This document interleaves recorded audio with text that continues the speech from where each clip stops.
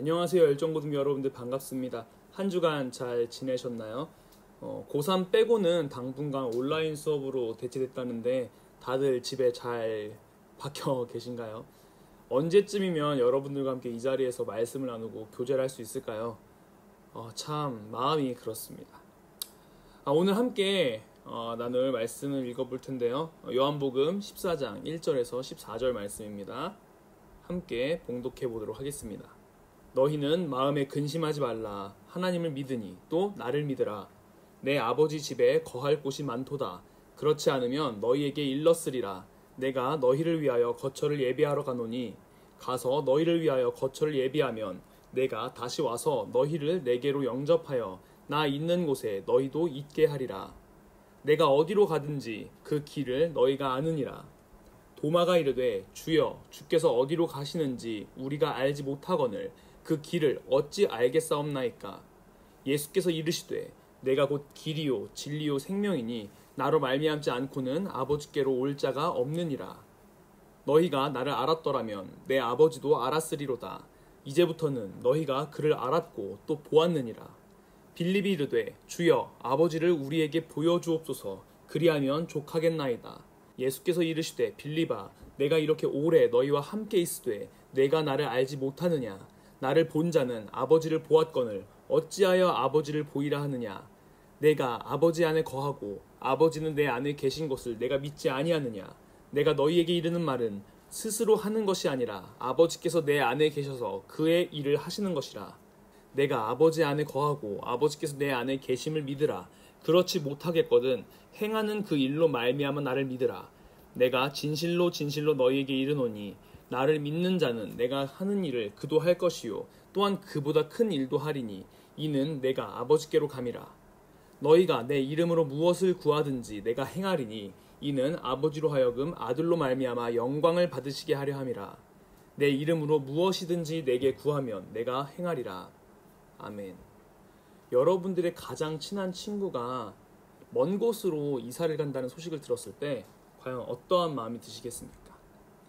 만약에 언제 다시 볼지 모르는 저 밑에 지방으로 이사 간다던가 아니면 다른 먼 나라로 이민을 간다고 한다면 마음이 아주 편치 않을 것이죠.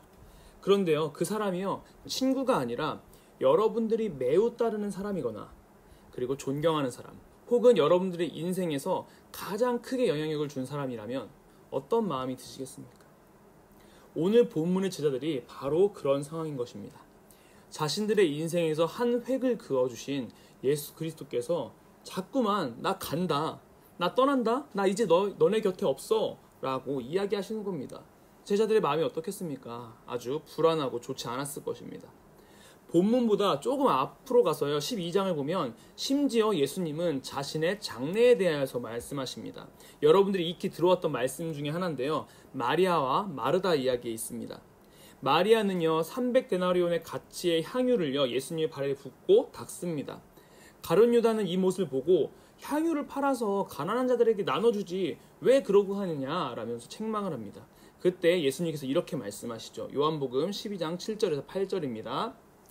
예수께서 이르시되 그를 가만두어 나의 장래할 날을 위하여 그것을 간직하게 하라. 가난한 자들은 항상 너희와 함께 있거니와 나는 항상 있지 아니하리라 하시니라. 아멘.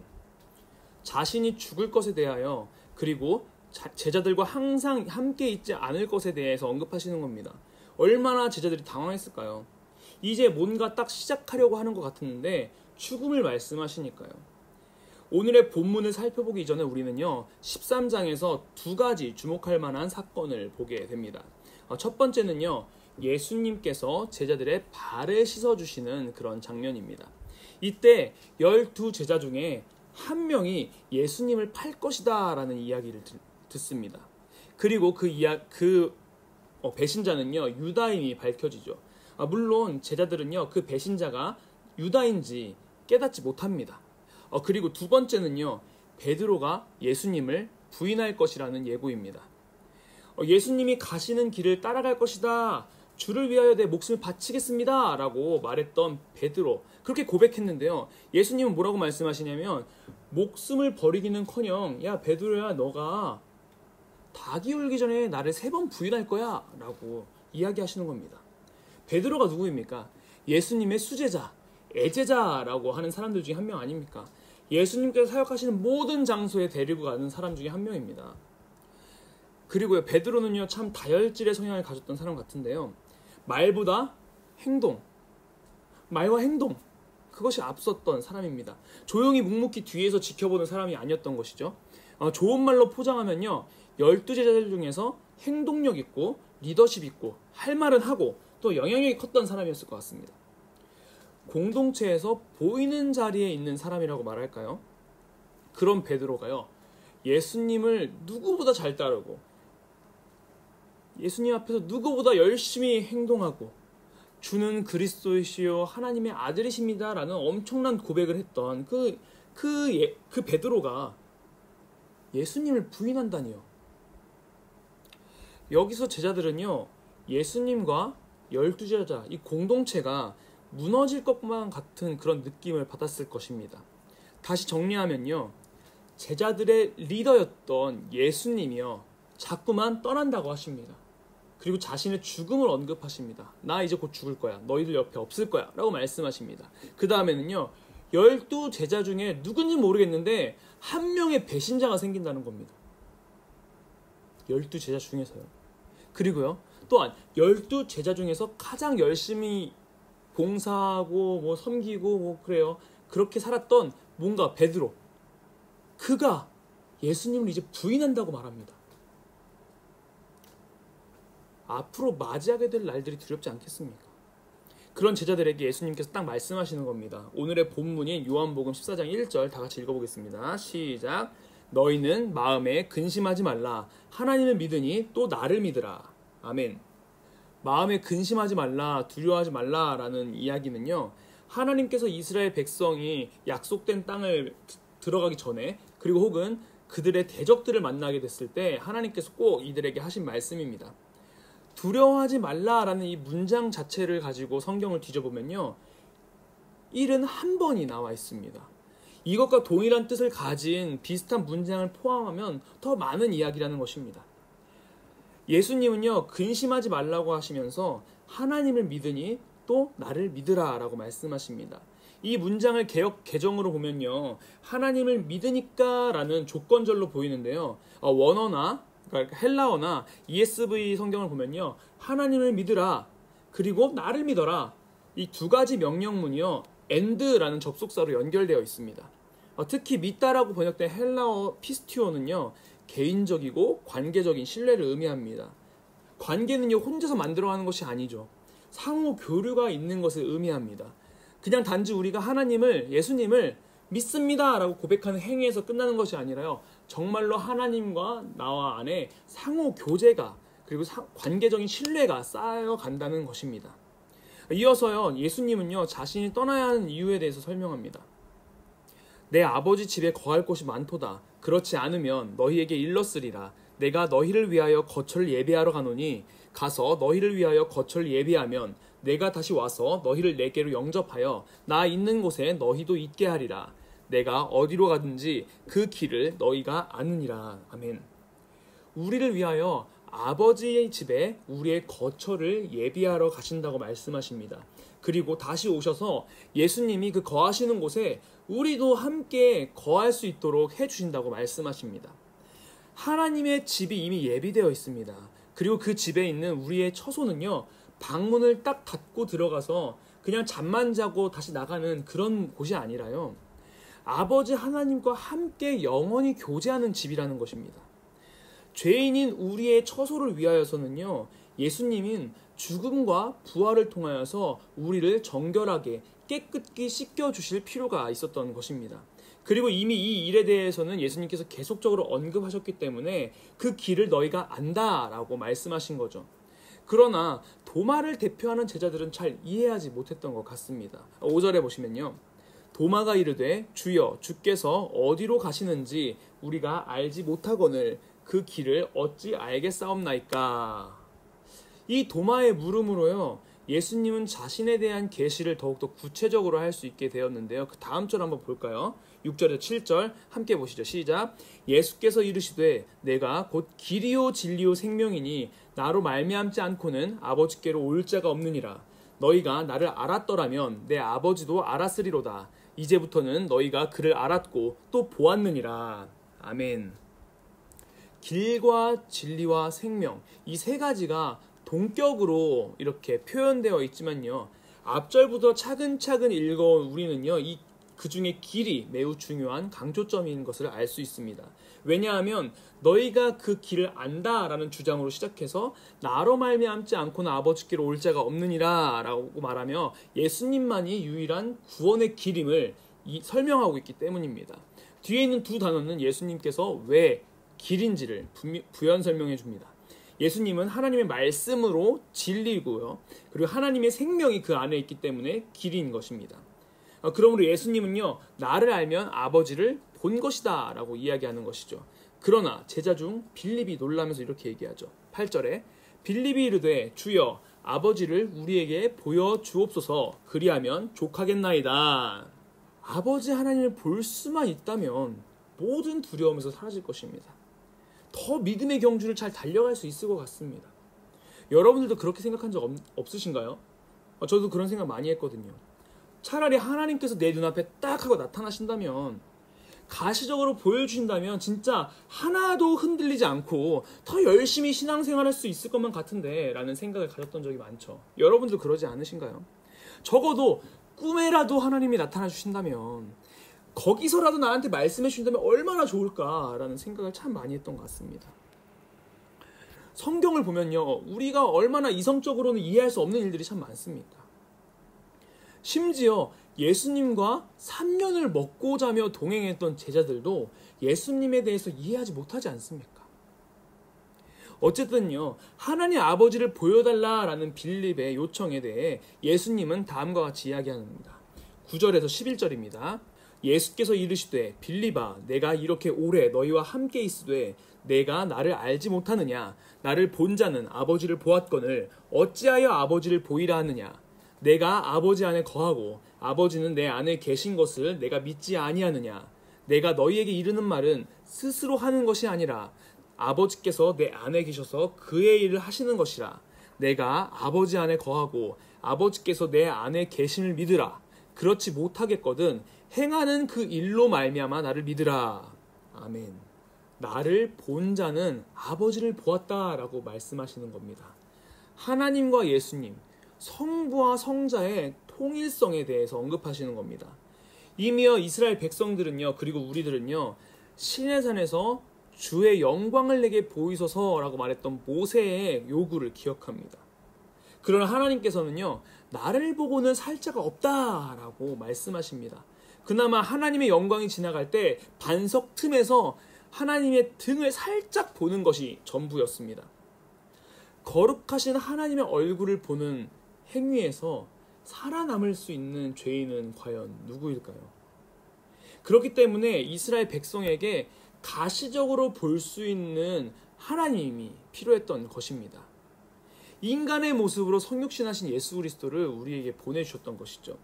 그것은요, 사람의 이성과 오감으로는 절대 이해할 수 없는 고차원적이고 영원하신 하나님이란 존재를요, 사람의 이성과 오감으로 경험할 수 있는 3차원 세계로 예수 그리스도를 보내주셨다는 것입니다. 또한 아버지가 내 안에, 내가 아버지 안에 거함으로 성부와 성자의 교제도 이야기하십니다. 하나님과 예수님의 이러한 통일성에 대해서 이해할 수 없으면 뭐라고 말씀하시는 겁니까? 11절 행하는 그 일로 말미암아 나를, 그러니까 예수님을 믿으라 라고 선포하시는 것이죠. 행하는 그 일이 무엇일까요? 요한복음을 살펴보면요, 온통 예수님의 기적에 대해서 이야기하고 있습니다.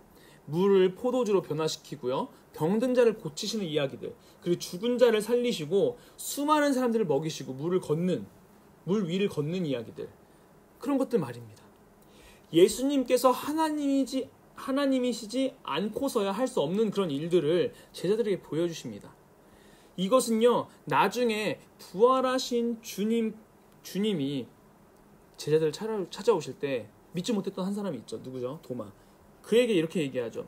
내 손가락을 이리 내밀어 내 손을 보고 내 손을 내밀어 내 옆구리에 넣어보라. 그리하여 믿음 없는 자가 되지 말고 믿는 자가 되라. 아멘.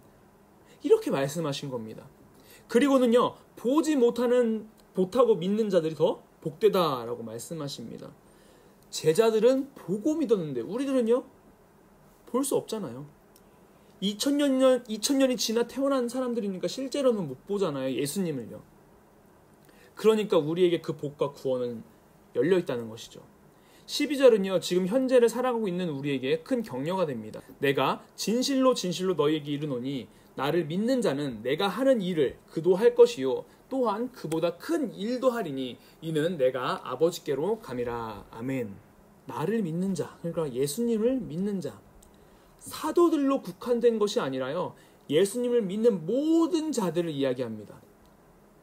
예수님께서 아버지께로 가셨기 때문에 예수님께서 하시는 일들을 우리가 할 수 있는 것이면서요, 큰 일도 할 것이라고 말씀하십니다.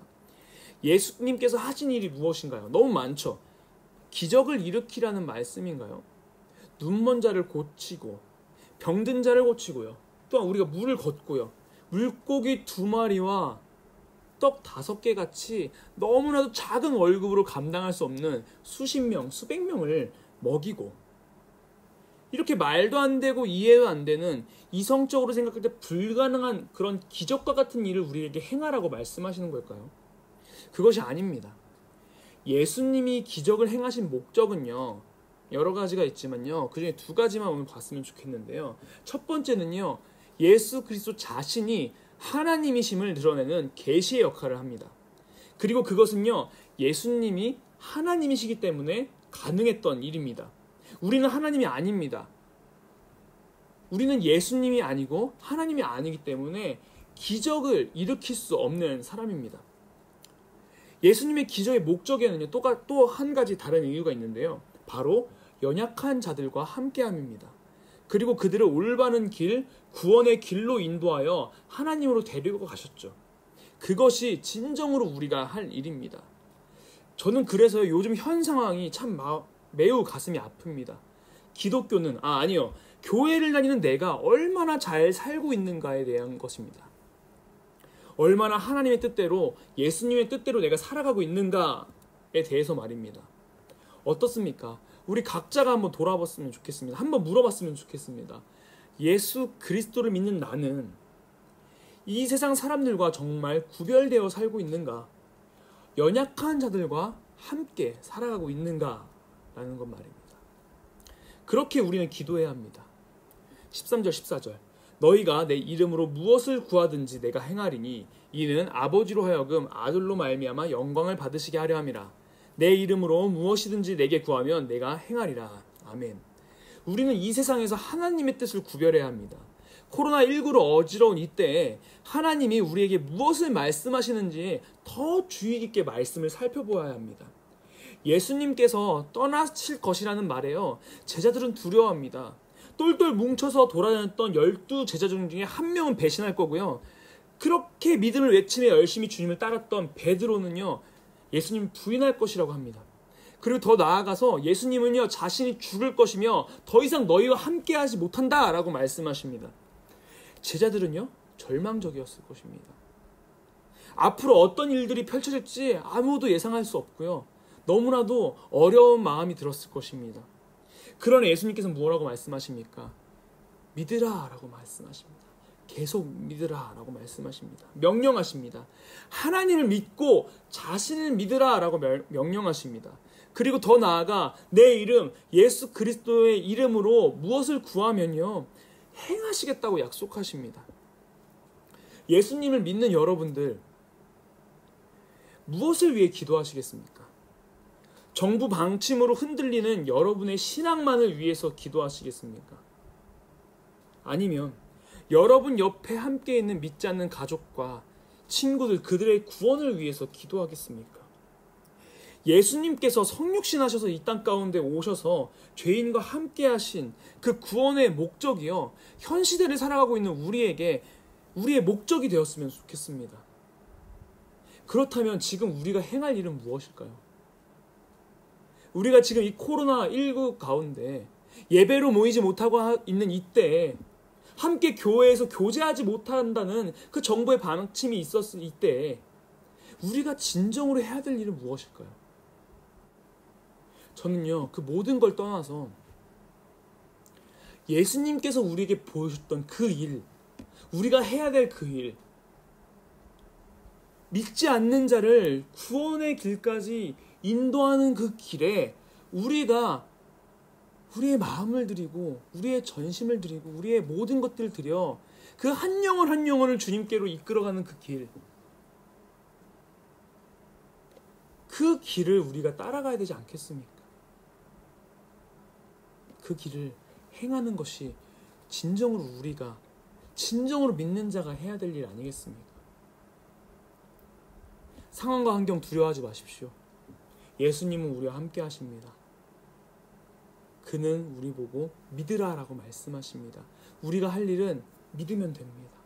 그리고 하나님과 동행하면 됩니다. 하나님과 교제하면 됩니다. 그리고 그의 뜻대로 우리가 하나님 사랑하고 이웃 사랑하는 삶을 살아가면 됩니다. 그것이 진정으로 우리가 이 시대에 해야 될 일입니다. 우리 모두가 그렇게 살아가서 이 세상 가운데 지금 이때에 본이 되는 그런 열정 고등부가, 그리고 수원 화산교회가 되기를 소망합니다. 같이 기도하겠습니다. 참 좋으신 하나님 아버지, 감사합니다. 오늘의 말씀을 통하여서 예수님께서 우리에게 행하신 일들을 다시 한번 기억하게 하심에 감사합니다. 하나님, 이 제자들이 경험했던 그 두려움처럼 우리도 참 두렵습니다. 지금 세상이 어떻게 흘러가는지도 모르겠고, 이 코로나가, 그리고 앞으로 이 모든 것들이 얼마나 우리에게 두려움으로 다가올지 참 모르겠습니다. 어떻게 행동해야 될지도 모르겠고, 무엇을 위해 기도해야 될지도 모르겠습니다. 하지만 하나님께서 그때 우리에게 말씀하셨습니다. 하나님을 믿으라. 그리고 나를 믿으라. 하나님, 우리에게 더 큰 믿음을 허락하여 주시옵소서.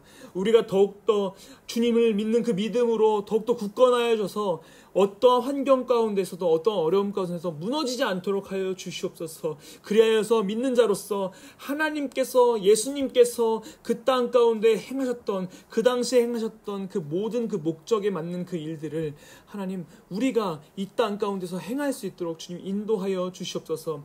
더욱더 믿지 않는 자들을 위하여서 기도하게 하시고, 그들을 섬기게 하시고, 그들에게 본이 되는 우리 모두가 될 수 있도록 주님 인도하여 주시옵소서. 우리 연약하오니 온전히 말씀으로 붙들어 주실 것을 믿사오며 예수 그리스도의 이름으로 간절히 기도드렸습니다. 아멘.